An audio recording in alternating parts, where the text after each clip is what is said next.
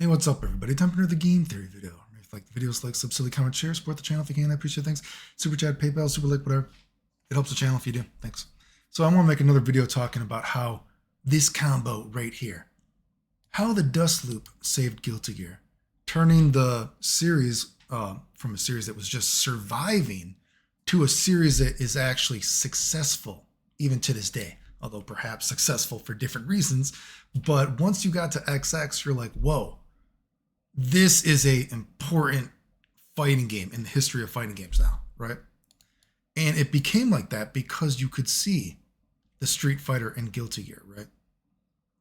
And I say that because even if you say don't like fighting games, you probably know what Street Fighter is. You probably know what a Dragon Punch is. Even if you don't play Mario Brother games, you probably know what Mario is, right?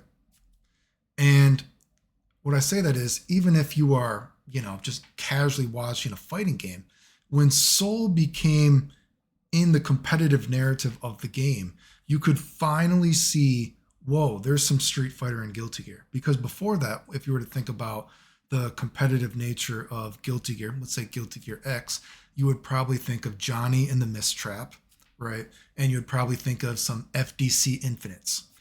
And I've talked about before, when you sell a product to a consumer, you want to have it, be easily digestible to the consumer. You want them to be able to watch a match and be like, oh, this is how this game is going to work, right? But for Guilty Gear X, if you're taking someone that just knows what Street Fighter is, right? A layman's, knowledge, very a scrubbalicious knowledge of what a fighting game could be. If they say Guilty Gear X, they might be like, oh, Johnny Mistrap? Well, I kind of get it. Oh, Jam FDC combo infinite to instant kill. Oh, geez. How do you explain that to someone, right? That's a little bit harder to get into the narrative of the game. That's why I talk about a game like Super Turbo is so amazing, because there are so many powerful aspects of the game that are easy to understand, and you can always see them when you watch a tournament because everything is so viable in that game. But let's look at this here. Ken goes for a tick throw, right? Tick throw, right? Oh, you thought I was going to throw again? Oh, I'm going to DP you now. Oh, DP. Oh, this time, I can't even punish your DP? Oh, shit, can't even punish you? These sort of things in Street Fighter, right? In old school Street Fighter are very simple and have a very powerful effect on the match, right? They do a lot of damage, right? But let's look at something like Soul and why he's such a perfect storm for a game like Guilty Gear in terms of teaching the audience and the player how the game works, right? So if we look at this normally, and I know I'm showing AC here, I'll show some XX as well, but if Soul just does a tick throw, right, to a throw right here, that doesn't do a lot of damage. That's not going to have a lot of influence on the match, right? If he does a DP here, that doesn't do a lot of damage. That doesn't have a lot of influence on the match, and certainly it's not going to be safe, right, if it's blocked. But if we sort of slowly teach the player, right, what's going on, right, we can see, okay, so he dragon punched, and now I don't know what he did right there, but now he gets a combo off of it, right? Oh, he did a drag punch here. All he did this here. I don't like, just say the Street Fighter player, I don't like chain combos. I don't like chain combos. I don't like Street Fighter Alpha. I don't like Marvel vs. Capcom. I don't like chain combos.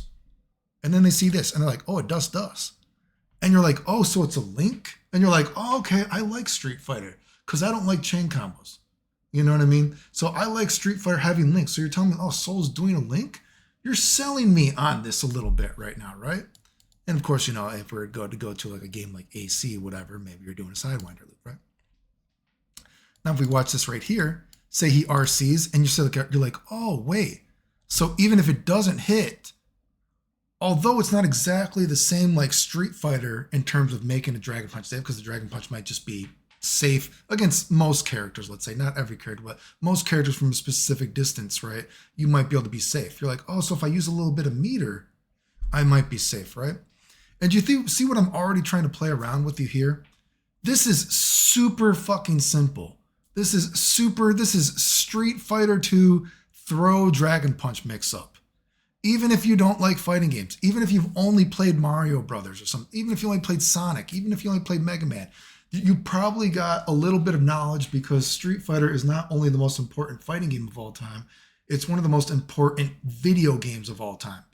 If you enjoy video games, you've probably heard of a Dragon Punch. You've probably heard of a tick throw, right? So this is a pretty easy sort of, easily digestible thing to a casual consumer, right? Because you're like, oh, I can see some Street Fighter there. But to actually make it have a influence on the match, I got to use a little bit of the Guilty Gear quirks, the little bit of what makes this game different than its, competition, let's say, right? And you're like, oh, so he's safe if he uses RC. But then you're like, if I use my meter, I can push him away and I can actually punish him.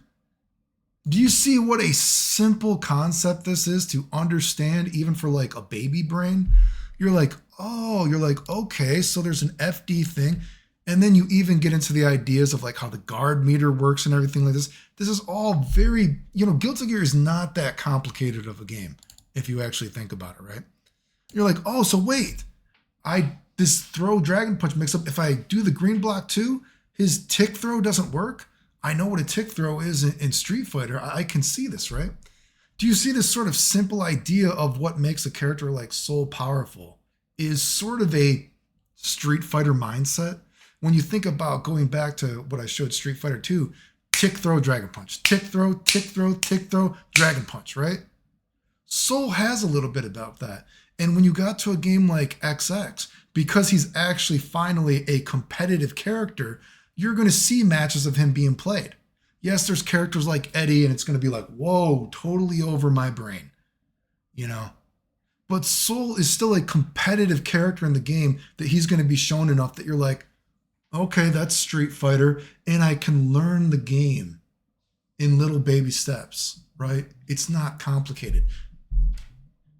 And then I can potentially, maybe, not everyone likes a Dragon Punch Fireball character. Not that Soul's really a Fireball character, but you get what I'm saying, right? You're like, okay, well, now I kind of have an idea how this system works from seeing it from the lens of a very Street Fighter mindset, which everyone knows what Street Fighter is.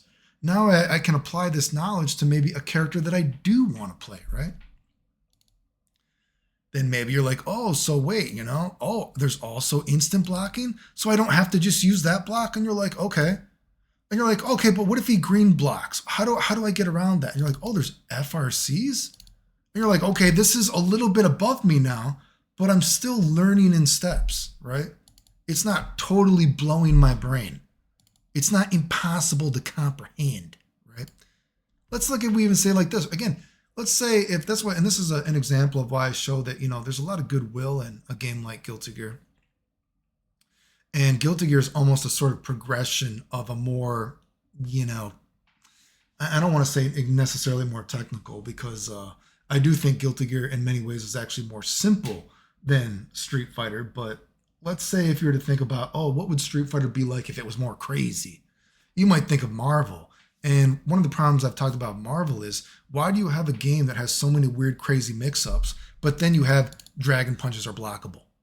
Now, if you're an OG like me, many of us would say that's retarded. A Dragon Punch, if you can throw laser beams at me at every single way, my Dragon Punch, why can you block it? Well, guess what?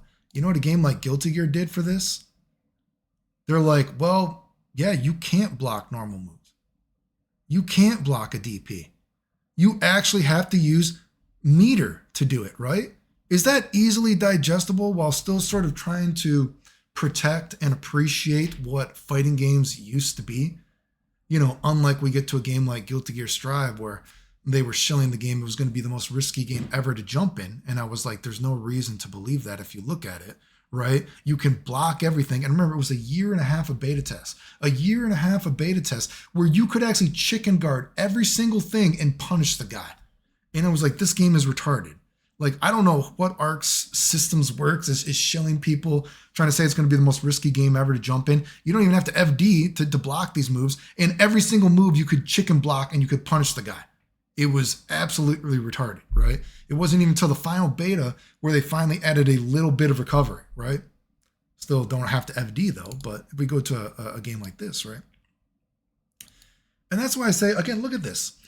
For this to be powerful, for a Dragon Punch throw mix-up that anybody can understand, right? You can be a scrub. You don't have to be good at fighting games.